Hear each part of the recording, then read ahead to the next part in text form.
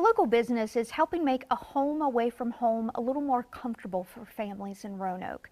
Renewal by Andersen of Roanoke donated and installed new windows at the Ronald McDonald House, Charities of Southwest Virginia. Built in 1984, some of the windows in common areas were showing signs of wear or were no longer working properly. The new windows help improve safety, ventilation, and comfort for those who use the space daily. You know, we're always looking for opportunities with our CARE program. We do a lot of work in the community, and we have a unique skill set, unique products that allows us to give back, and this was just a perfect opportunity that lined right up with us.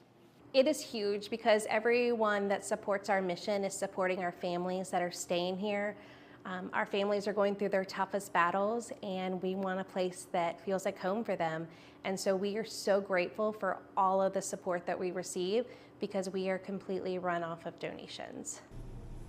The project is part of the company's Love a Room sponsorship, which helps maintain and upgrade spaces at the house so families can stay close to their children during medical treatment.